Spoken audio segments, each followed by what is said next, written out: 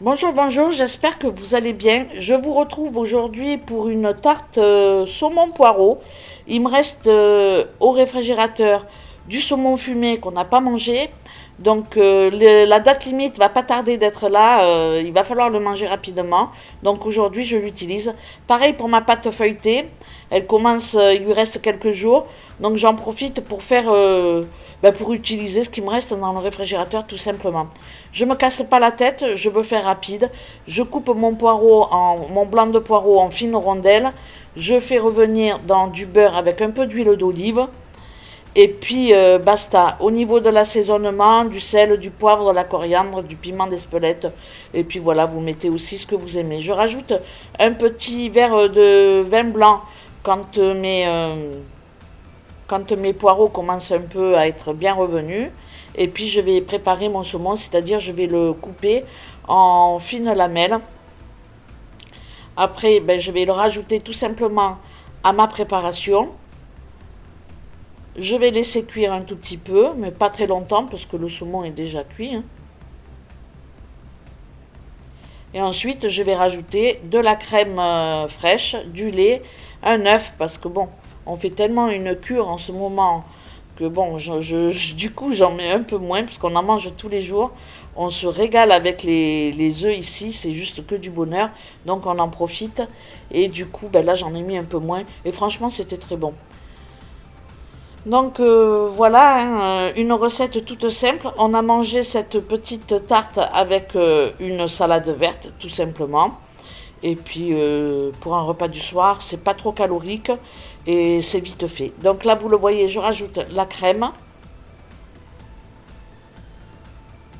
Je mets à peu près une demi-brique, peut-être même un peu moins. Je rajoute un peu de lait pour pas que ce soit trop épais. Et je vais casser mon œuf.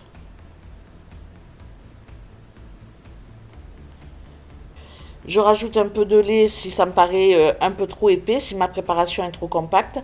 Et puis après, il ne me restera plus qu'à étaler ma pâte feuilletée dans mon moule et puis à mettre ma garniture. Je préchauffe mon four à 180 degrés et puis j'enfourne pendant 20-25 minutes. Je surveille. N'oubliez pas de piquer avec une fourchette le fond de la pâte feuilletée pour pas trop qu'elle gonfle en cuisson. Donc voilà un petit plat du soir très sympathique. Euh, je ne mets pas de gruyère sur le dessus de ma tarte pour éviter de rajouter du gras. Et tout simplement, comme vous le savez, je fais attention. Donc ça n'apporte pas grand-chose sur les quiches de rajouter du fromage. Même si je sais que globalement, on adore tout ça, hein. Mais bon, si on peut s'en passer, on peut faire sans. Donc je mets ma tarte à cuire dans mon four à 180 degrés et puis je vais préparer la salade d'accompagnement avec un avocat. Donc la salade, c'est de la salade que j'ai lavée, bien séchée. Il faut qu'il reste vraiment plus de gouttes d'eau quand on la met dans les sachets, sinon elle pourrit vite. Et puis je la laisse au réfrigérateur comme ça. Et puis dans la semaine, selon ce que je fais, j'accommode mon plat du soir en général avec une petite salade verte. Ou des fois même le midi, je prélève un petit peu de salade. C'est vachement pratique d'avoir de la salade comme ça, toute préparée. Voilà, je remets le reste de ma salade au réfrigérateur. Et je vais continuer. J'ai pressé un citron pour l'avocat, pour pas qu'il noircisse. Je vais l'arroser d'un peu de citron. Donc j'enlève la peau comme ça à la main. Et puis ensuite je le découpe dans ma salade, hein. Tout simplement, je m'embête pas. Avec moi, il faut que ce soit toujours assez rapide quand je suis pressée et surtout quand je fais autre chose, j'ai besoin que les choses aillent très vite. Donc voilà, je mets un peu de citron sur ma moitié d'avocat et puis dans ma main comme ça avec un couteau, je le coupe grossièrement. Et je vais passer ensuite à l'assaisonnement de ma salade. Je rajoute un peu de jus de citron, je ne mets pas tout, hein. Une cuillère à soupe de sauce de soja, une toute petite, hein, parce qu'il n'y a pas beaucoup de salade. De l'huile d'olive, une cuillère à soupe. Et de l'huile de tournesol, une cuillère à soupe. Bon, voilà, je reste très très simple. Au niveau de l'assaisonnement, là, je rajoute de la levure diététique. Ça absorbe un peu la sauce et je trouve que c'est plutôt pas mal. J'aime beaucoup faire ça quand je fais que de la salade verte avec de l'avocat. Je trouve que ça rapporte quelque chose. Après, je mets juste du sel.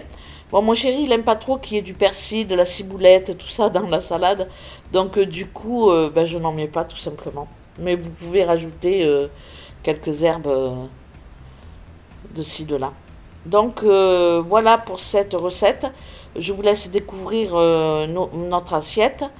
Et puis maintenant, je vais passer à une recette en extérieur. Ben, franchement, Thiago, il adore cuisiner, il en redemande. Donc du coup, je vais lui faire le repas de la feignasse. La recette, elle est sur ma chaîne. Mais pour le coup, j'avais envie de vous la partager parce que c'est très facile à faire. C'est un petit quart d'heure, même pas. Et puis c'est délicieux, on adore ça. Donc n'hésitez pas à refaire ce plat, vous ferez des heureux. On peut mettre un peu de merguez aussi à la place du chorizo. Allez, je vous laisse, à tout à l'heure. Ce soir, ça va être vite fait. De l'huile d'olive, un oignon avec du chorizo, une tomate, du sel, du poivre, du thym, du laurier, des haricots blancs. Donc, tout ça dans de l'huile d'olive ici. Et puis, une fois que ma tomate et mon oignon sera cuit, on va casser 2 œufs. Et après, on va couvrir comme ça, de manière à ce que ce soit nickel chrome. Donc voilà, je vous montrerai bien évidemment le résultat final. Regarde comme c'est beau.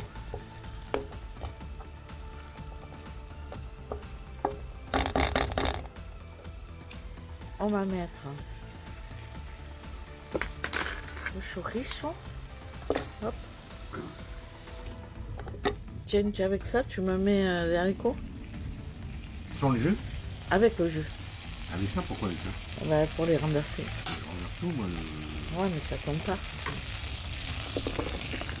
Tu vois? Faut s'aider un peu. Et Attends, là, t'as qu'une main.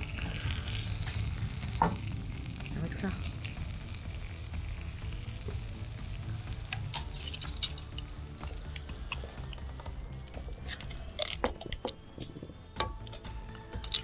Oui, c'est chiant. De quoi c'est chiant? Ils veulent pas venir. Mais oui.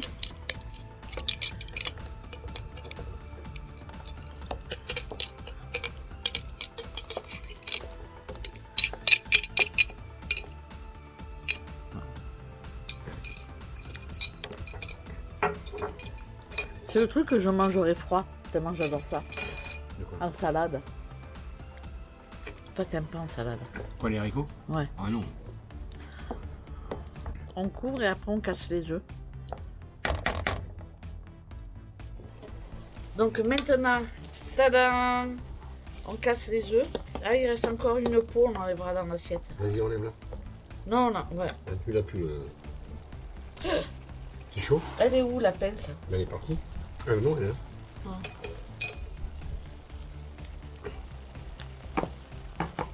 J'aime pas quand il y a des peaux. Attends, il y en a Il y en a une. encore une autre.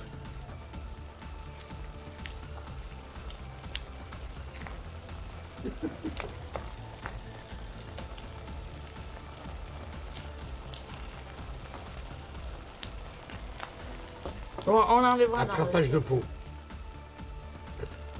Ok, tu l'aurais foutu à la poubelle, là, tu Ouais. vas directement, Ouais. c'est pareil. Attends, on enlève ça.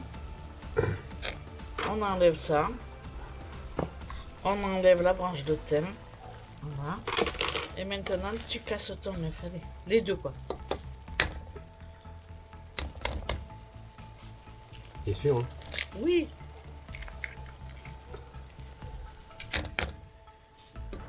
Là, hein. Oh là! Ouf. Ah, celui-là, la coquille, Bon. elle est trop. Voilà, on couvre. Faut surveiller l'œuf, non? Il y a bien une blanche et tout. Ouais, Non? mais à couvert comme ça, regarde, il cuit vite. Hein. Ouais, il faut Non. bien. Dans 5 minutes, il est cuit, le pain. Tu veux de... Toi, tu veux du gluant ou pas? Non, non, non, non, non, non. Moi, c'est l'omelette que j'aime. Les œufs, On va l'activer un peu le gazard, sinon tu vas avoir un œuf dur. Ah, quand il y a du vent, par contre.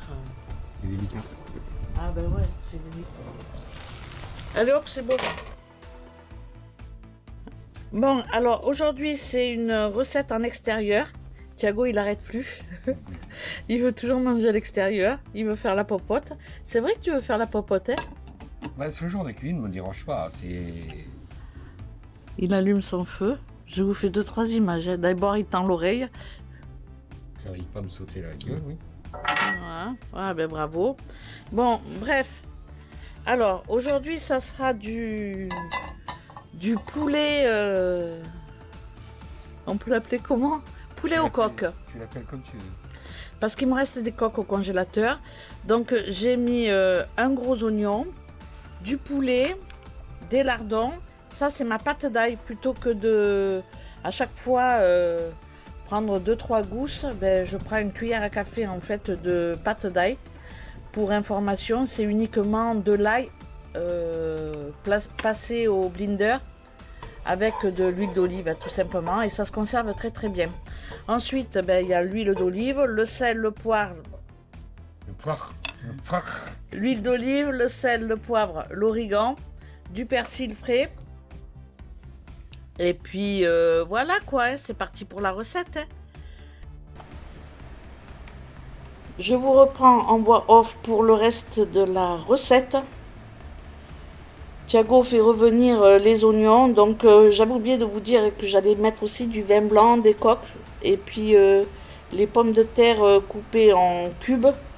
Pour faire, je vais les faire à la friteuse tout simplement. Mais vous pouvez les faire autrement. Vous pouvez les faire au four en potatoes ou en frites. Ça n'a pas vraiment d'importance. C'est un plat qu'on improvise, hein, voilà, on fait avec ce qu'on a dans le réfrigérateur et dans le congélateur. J'avais congelé des émincés de poulet que je ressors, et puis les coques c'est pareil, je les ai au congélateur. Les lardons, il m'en reste parce que je les ai pas utilisés. Vu que je cuisine le plus léger possible, j'essaie de ne pas rajouter quand je fais de la viande, par exemple, un sauté de veau ou quoi, j'essaie de rien rajouter au niveau des, voilà, des lardons, des choses comme ça. Bref, il fait revenir ses oignons. Ensuite, il rajoute les lardons. Il les fait bien revenir également. Au niveau des épices, ça sera du poivre et du sel, du piri-piri et du thym du laurier.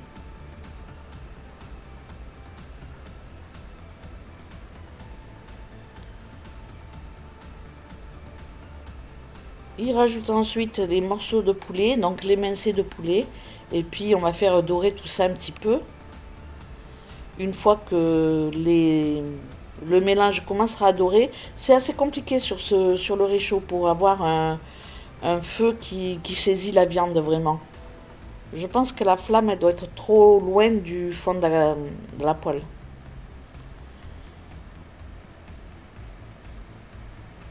On rajoute une cuillère à café de ma pâte d'ail.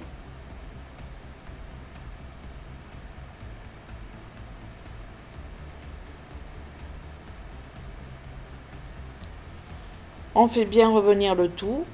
Une fois que c'est bien revenu, on arrose de vin blanc. Généreusement, parce que pour les coques qu'on va rajouter, il faut quand même qu'il y ait pas mal de liquide.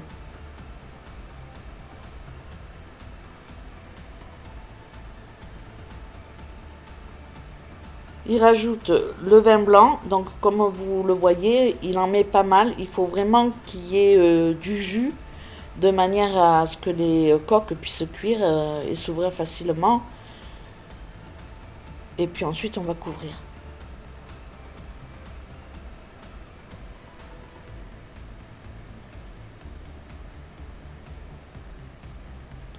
On laisse cuire comme ça pendant quelques minutes.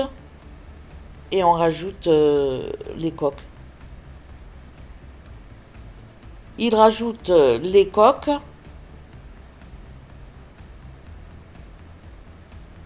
Et puis ensuite, tout simplement, on couvre et on laisse cuire, ouais, quand même 10 minutes, un quart d'heure. Hein. On vérifie, hein, on soulève de temps en temps, on remue et on regarde si les coques sont bien ouvertes ou pas. Une fois que les coques sont ouvertes, ben, il ne restera plus qu'à passer à table. Pendant ce temps, je suis en train de cuire les pommes de terre à la friteuse. Et puis je suis en train de manger mon entrée, quoi. Et Thiago aussi. Donc voilà, il aime bien remuer. Donc je m'inquiète pas, je sais qu'il va pas oublier de soulever le couvercle et remuer. Une fois que les coques sont toutes ouvertes, ça veut dire que c'est cuit. Donc on a juste à rajouter en fait le persil. Euh, voilà, puisqu'on a du persil au jardin, autant en profiter. Et puis voilà, passer à table.